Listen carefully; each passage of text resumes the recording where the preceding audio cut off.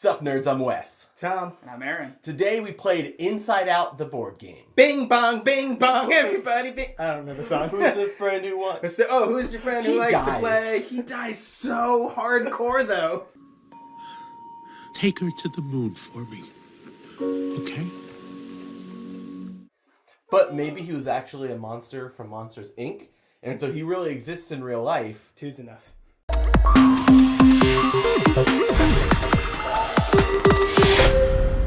At the cerebral cortex of this game, at the core of this game, Cerebria is a area control game. If you strip everything back, that's essentially what it is. But it's full of emotions. It's full of anxiety and loneliness and bleakness and just you're scared because there's so much to do. And that's why I played as anxiety as the first time we played, because I was like, oh my goodness, there's so many actions. But essentially, you're just trying to control areas at different points during the game, depending on what your side of the board, what your personal goal is, or what the objective that everyone could be working towards. And some of those are, control these territories, or you just have the most people on the board, the most influence on the board, and you're going to be doing that with tons of actions. And it's definitely a heavy game, and it's a long game. Like, it's going to be a couple hours while you're playing it. Mm-hmm.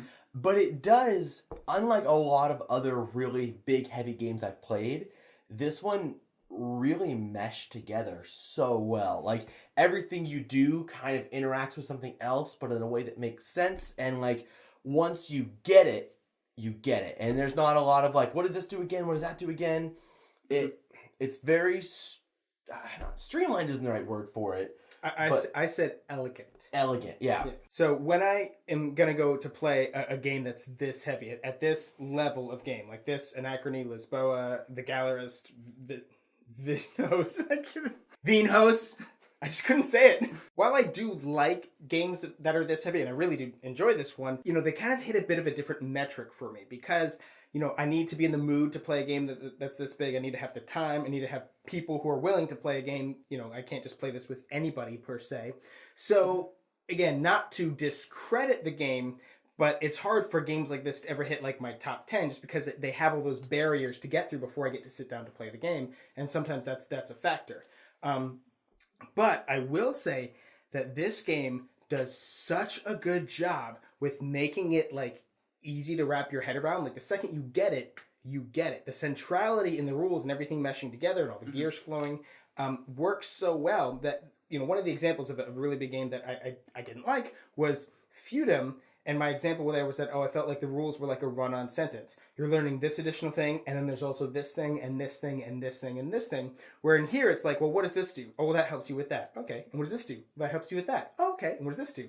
That helps you with these things. Oh, okay. Like everything, you only have to learn a couple core concepts, and then this helps you with that core concept. This is a bonus action for that core concept. This is a bonus action for that core concept. So I really felt like so relieved when I sit down and play that. I was like, oh, I get it. I get it so quick. And I do think, like, there is some aspect of that of, like, we are very experienced gamers at this point. We've played a lot of big games, and so it's easier and a little less daunting for us to sit down and play them. But even with that, I feel like this is one of the first times I've played a really big game that, like, 4 rounds in, I'm, like, excited and really enjoying it. And I'm still, like, there's still analysis paralysis in that, and not like, what do I do? But, like, I want to do this thing. And I know there's a way to do it. What do I need to manipulate to make that happen? Mm-hmm. And I think that's just part of Mind Clash. Like, this is their third big game. I haven't played Tricarion, but we have played Anachrony. We have our thoughts up on it. I think it just shows that they have made a lot of these big games, and they know what they're doing. I think the thing that made it so, like, accessible for such a big game is the iconography is, like, really, like, once you start, like, getting a couple of them, they all start making sense. Like, they all, like, okay, this, it means, for moving or for, the different, these ambition icons, like all the icons make sense.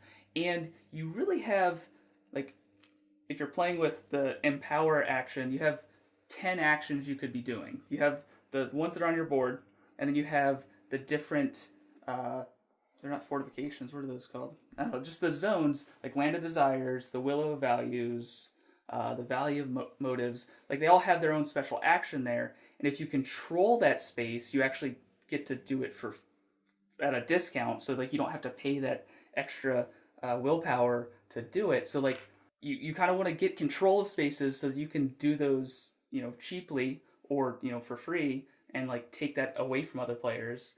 And then you have the ones on your board, which you can, as you take that action, discard a card to upgrade it and make it even better. So, like, there is a little bit of analysis paralysis, and you're like, okay, well, I want this, I want my moves to get stronger and stronger. So whenever I move, I can move farther, I can land in spaces with my opponents, but I can do that over time. Where, like, okay, I'm gonna move, I'm gonna upgrade my movement, I'm gonna land over here, I'm gonna place a guy on the board, which is gonna give me control of this territory. So now me and Tom have control of this territory. I can take that action, which gives me, new things. And now, done my 3 actions, I'm gonna draw some cards, pass my turn. Like, it goes kind of quick if you know what you want to do, and once you've realized, like, you just kind of work towards this strategy that's out here for everyone, and the strategy that your side of the board is working on, and that kind of keeps it flowing. I feel like if you have analysis paralysis, it's not necessarily because you're trying to figure out, like, the rules or whatever. Your analysis paralysis are, everything in the game feels very plentiful. You feel like, you're not strict of, like, what can I do? You're like, I want to do all of these things, but I can only do most of these things. Yeah. You know what I mean? If you're lucky. If you're lucky. But again, though, like, it's very rare, I would say, that you feel like you're just like, man, I'm just screwed this turn. Yeah. I can't do, like, anything. And also when I said plentiful, and that there's a lot of, like, icons on the board and stuff that will give you bonuses and things. So, like he already talked about upgrading your thing, and you have a special power, but there's also these extra actions here that you can do just to, like, gain more resources. It's not, actually, it's still an action, but, like, those are, like, always there. You get bonuses whenever you pull gems from here, which is a bonus action, and you also can get a bonus from that. Whenever you flip over these starfishy things, those can give you some extra stuff. Whenever you do these intentions, which moves this thing up, there's little things printed on there, and whenever you hit one of those, you get more stuff. Mm-hmm. So, like, you always feel like you're getting things. And again, it's just very plentiful. You never feel like I have exactly the amount I need. I mean, you might. I definitely had moments where I felt like that. But what I'm saying is, it's not like the game, honestly, Wingspan felt like I never had what I needed. And there's always so many different resources. There's the 5 different resources, and then there were eggs, and then I needed cards. Like, I always needed stuff. Yeah, there's not that many resources in there. You have willpower, which is your money. Right. Types of resources. Yeah. Not that many types of resources. And also there's a lot of different ways to get it. Like, so you're just sitting there and you're like, ooh, should I spend one of these to upgrade this thing? Or should I discard the card? Oh, wait, over here I just need to show the card. So, like, there's a lot of different ways to get the stuff that you want. And there's a lot of stuff out there. You just have to figure out the best way to get it. I really like what Mind Clash did here thematically, because, like, playing with emotions inside the brain is not something that, like, comes to mind as like, oh, that's really interesting. But it's also such an abstract idea. They were able to get really creative with it. Yeah, so with all the emotions, you have all these, like, minions you're playing on the board, and they all do kind of take on the, like, title that they gave him. Like, loneliness, he wants to be the only one of the gloom type in a triad when you play him, and he'll get a bonus if you do so. I mean, if not, he still gets you some area control in that zone. I know, like, Wes had the optimism guy who, like, he's so optimistic he never dies. Like, we could never do the quell and take away his last token on there. So, like, he always had some power in that zone. And, like, that's, like, everything kind of has something. Like, he had the sociability one that was, like, if he's with another of the bliss side, like, he got a bonus as well. So, like, they did a good job of, like, taking something so abstract and, like, giving them kind of, like, little personalities that fit with their traits that they're naming them after. I also really like the fact that this is I love this theme because it's a unique theme that you don't see anywhere, but it's, like, not lame. You know what I mean? Like, okay, just saying, if the theme is about a library, if the theme is about making coffee, or if the theme is about bird watching, or it's about, I don't know, being a proctologist. You know who you are. You know what game I'm talking about. It's like, granted, it's different. It's not Dungeons. It's not Star Wars. And there may be a niche that, like, is excited about that. Like, there may be a lot of board watchers that Board watchers. Maybe a lot of bird watchers. Do you that ever love go to Wingspan. your local game store and You're just like, like, I'm I'm just watching? Oh, look, I found a Cerebria. Oh. We're going to get so much hate. If you do like Wingspan, that's a rare one right now. Ooh, yeah. Oh, man. We better post this video soon. It's unique and different, but also interesting and cool. Like, again, I can make a game about shoveling poop at a circus. It's different. Doesn't mean I like the theme. And with that, because it's so abstract, because there aren't actually like little colorful people in your brain pushing buttons controlling you. You don't know that. It's debatable. Yeah. They were able to get really creative with the artwork. And I think they did such a good job. Because it's like cartoony, but not like little kid cartoony. It's almost like a little bit on the creepy side. It's kind of like a Tim Burton movie. Yeah. That's a great way to put it. Yeah. Tim Burton. I can see that. Like if Tim Burton made Inside Out. Yeah! Yeah! Get out of here. But all of that does create like a board presence that's like colorful without being goofy. And like vibrant colors, but they're not like pastels or a lot of deep colors. And like on it, we have the painted minis, which I think is way cooler than the standees. Even though, like, I understand if you are a budget shopper, these guys could be pawns. They could be standees, and like, it's not like a huge dudes on a map game. So while this does help the aesthetics of the game, like, I never was playing the game like, oh, these minis are so cool. It really became like, all right, I'm here. Yeah. Like, you don't pay attention to the minis, but they are beautiful. You like them, don't need them, but even if you don't have those, even the production quality, everything else is so cool. Like these things look really building cool. your spire, this You thing building spins. that thing rotates. Yeah, there's just a lot of good stuff. A lot of quality. Table went into presence is making this high. game. Yeah, so with that center spire though, there's a lot of planning and like pre-planning and when you're gonna take the willpower out of there, because whenever you completely drain everything from one of the spots,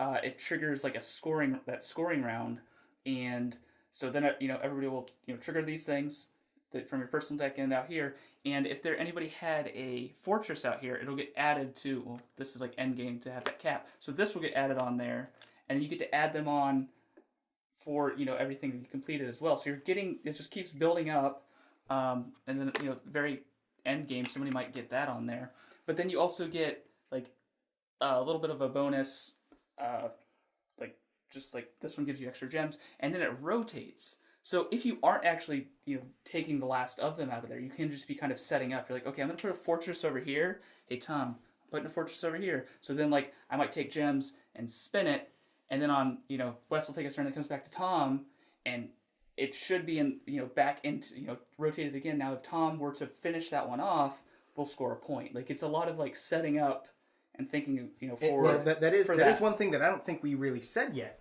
This is a team versus team game. Yeah. And I think that is also really clever. No, we did play it where you were two versus one, and you were controlling two players. Now there are variants, right? Yeah, where it you doesn't could work like that. one if it's a 3-player game, it's 2 versus 1, but one person controls like one dude who's extra powerful. We haven't played that because I actually heard kind of negative things about it. And the rules say it's perfectly fine to play it that way, where one person controls 2. They did say it's a little bit harder, but I also won that way. So like, yeah, I mean, you were able to table talk with yourself, where we had to like, hey, I'm gonna go over there. Like, we're giving away our strategy when we're talking. So you did have a bit of an advantage, and also you read the rules. So you taught us wrong. The disadvantage though of being that I'm trying to remember what both people are doing. So like when I'm like looking at this guy, what cards I have in my hand, what is he doing? It's a lot harder for me to think, okay, I'm gonna do this. That guy has those cards. But still, the whole team aspect I really like, because when a game is really, really heavy, it kind of feels good to have a partner. Yeah.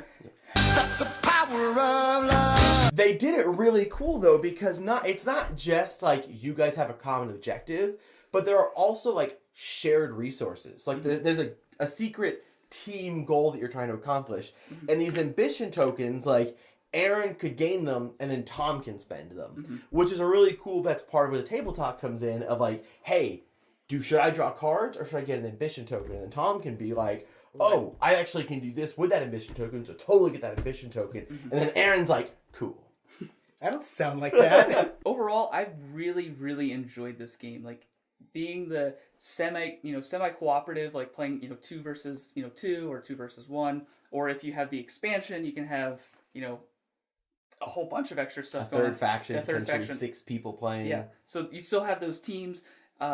Having it as area control, which is like one of the first game types that we played, which we were like, oh man, we're playing Risk back in the day, and we're like, this is awesome. This is board gaming. Like, this kind of goes back to that root of like that. I just have a special place for area control games, but there's just like, it's so meaty. There's like so many things you can do, but they're not like, there's not too much of like, okay, I need to plan a ton. Like, yeah, I said there's some planning with like, where you're gonna trigger the like taking those willpower tokens and putting things on the spire, but like the biggest planning is like, okay, I want to put a guy out in this area. Well, I need to move over there. Well, I need to upgrade my movement so that I can do that, and I need to be able to like end in a spot where Wes is. So like I need to have this one upgraded, and then you're putting fortresses on the board. You can upgrade it so that you can put heavier fortresses. So like there is planning, but like it's essentially pretty simple for as heavy as this game is. And like there's the conflict, there's not like, it's kind of like deterministic, and you just go there and like, okay, I'm gonna pay these resources to take away the last of your whatever these are, and now this guy's dead. Like it's very just like, I'm gonna go here and do this because I can. There's not like, there's no dice rolls to make this game like super wacky and crazy. Like it's, if you're strategic and you like strategic games, like you'll be able to play this strategically with your partner, or if you're just playing 1v1, I guess, like you could still have fun just fighting, but not in a dice rolling type of way. Tacking on with what Aaron said, I also really, really enjoyed this game more than I thought I would. Like, because again, I feel like, okay, it's going to be one of those really, really, really heavy games, so I'm gonna like it with a caveat. There's going to be an asterisk next to all of my things that I like about it.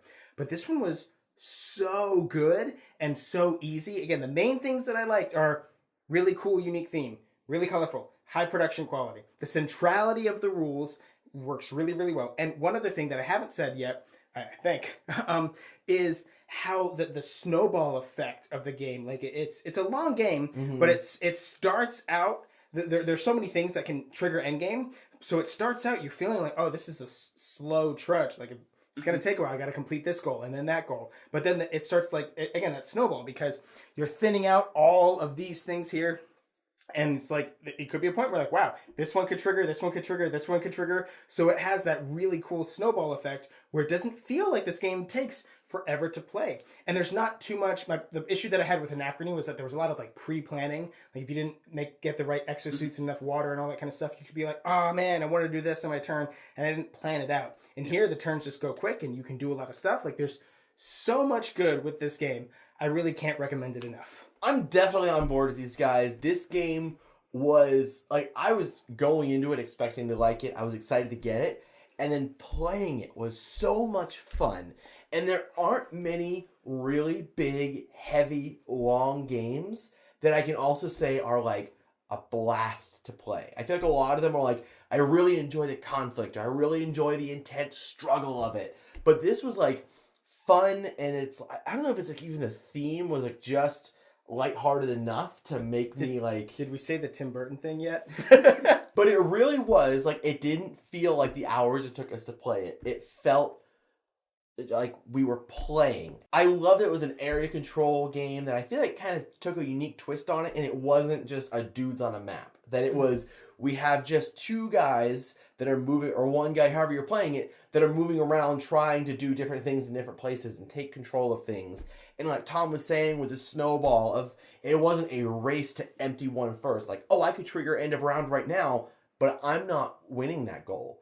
But also, if I could trigger it right now, potentially one of them could trigger it right now as well. So what can I do to make them not want to trigger on their turn either? And there was such a tug of war, like the one we were playing, where it was control the most of this type of zone. And we were at like, all right, I have 2, you have 2, you have 3, I have 2. I have 3 now, but you have 2. But like, we never had the right number on the right turn until finally somebody did. So like, that just made it, I'm going to say it again. It was a blast to play. I definitely recommend that you guys check this game out. Also, this awesome Laser Ox insert, which really did help set up store the game. It's a true quick start insert. So we're going to have a link to that insert as well as purchasing this game in the description box down below. We all really think you guys should check this out. And while you're down there, don't forget to subscribe to our channel so you'll never be bored. Boom. Because boredom sucks. Where is he? At its core, Cerebria is a worker placement game that has so much going on that it just makes me super anxious and super lonely. And Worker placement game? oh, yeah.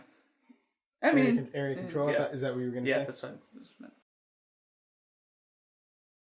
Some of the cards that I've played with are like, oh yeah, like loneliness. He wants to be the only one of his type in a zone. Did you already say that? I said it in the other video. It's fine. That's fine. I know we lost all that, which means we lost the Tim Burton thing. I'm getting there. We're getting there. You gotta rebuild. I'm going to say the Tim Burton thing this time. Motherfucker, you ain't a part of that. And then I get high fives. There's a new timeline. What happened? Tim Burton.